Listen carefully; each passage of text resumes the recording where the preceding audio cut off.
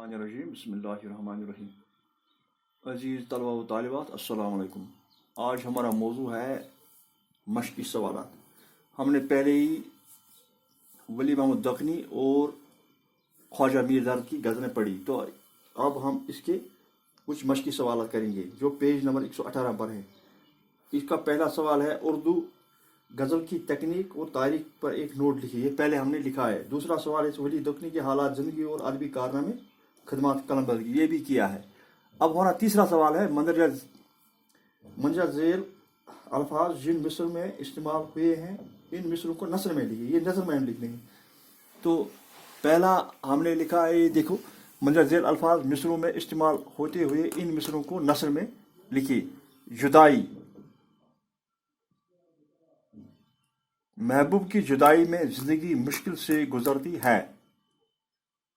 RC हुआ आईनादार अंगूठी, RC पहनकर यूं घुमंड न कर।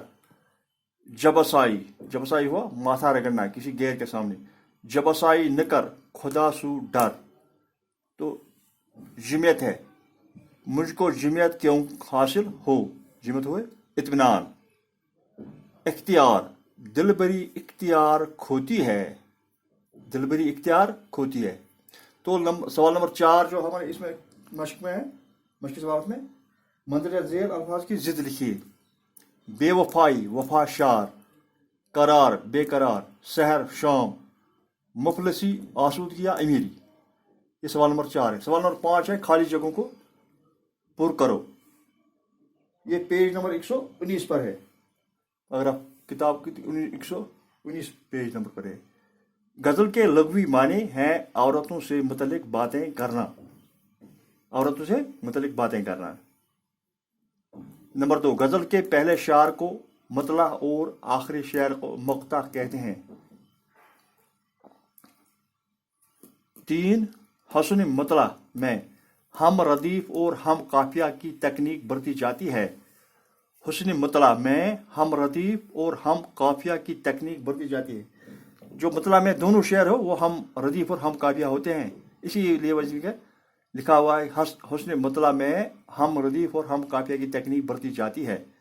नंबर 4 खाली जगह इसमें है, वली मोहम्मद डैश डैश के नाम से मशहूर है, यानी वली दखनी के नाम से मशहूर हैं। नंबर 5 है, वली का सन विलाद 1635 ईस्वी है। तो पहले में औरतों के मतलब बातें करना, दूसरे में मतला और आखिरी शेर को मक्ता कहते हैं। और तीसरी जो खाली जगह हमारी है उसमें हम रदीफ और हम काफिया की तकनीक बरती जाती है। और नंबर 4 जो है, वली मोहम्मद वली दखनी के नाम से मशहूर हैं।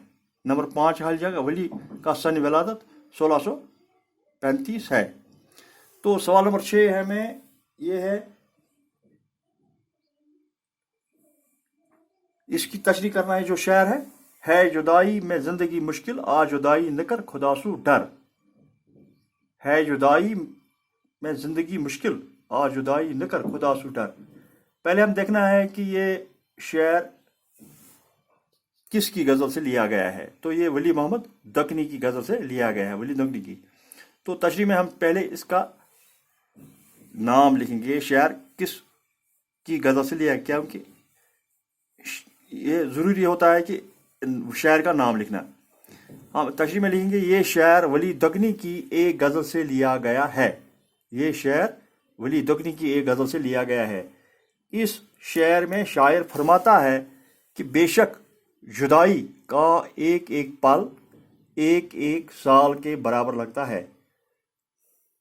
जुदाई का एक एक पल एक एक साल के बराबर लगता है। इस जुदाई में इंसान काफ़ी गमगीन और उदास रहता है। हर पल सितम की गिरफ्त में गुजरता है, यानी कि हर पल उसको सितम में गुजरता है, हर पल परेशानी में गुजरता है। मेरे प्यारे महबूब, अब वो महबूब से इल्तिजा करता है, खुदा के वास्ते मुझसे न बिछड़, यानी मुझसे दूर न हो, और मुझे जुदाई के गार में मत धकेल, यानी कि मुझसे जुदा न हो, खुदा से डर, मुझे जुदाई के अजाब से बचा ले, यानी मुझे जुदा न हो और उसके अजाब से मुझे बचा ले, जुदाई के अजाब से। تو یہ اس کی شعر کی تشریح ہوئی. اب ہم مشقی سوالات میر درد کی جو غزل پہلے ہم نے پڑھی ہے اس کے مشقی سوال کریں گے. پہلا سوال اس میں ہے پہلی غزل کے مطلع میں شاعر کیا کہنا چاہتا ہے. میر درد کی پہلی غزل کے مطلع میں شاعر کیا کہنا چاہتا ہے. ایک صفحہ نمبر 124 آپ نکالیں گے تو اس میں پہلا یہ سوال ہے. تو پہلی یہ غزل کا مطلب جو ہے مقدور ہمیں کب تیری وصفوں کا حقاق خداوند ہے تو لوہے قلم کا. مقدور ہمیں کب تیری وصفوں کا حقاق خداوند ہے تو لوہ قلم کا. لوہ قلم کا.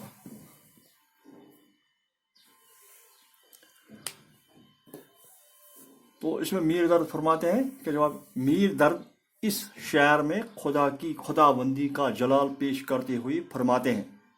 میر درد اس شعر میں خدا کی خداوندی کا جلال پیش کرتے ہوئے فرماتے ہیں کہ ہم میں یعنی انسانوں میں اتنی طاقت کہاں ہے کہ ہم اپنے پروردگار کی صفات کا ذکر کریں.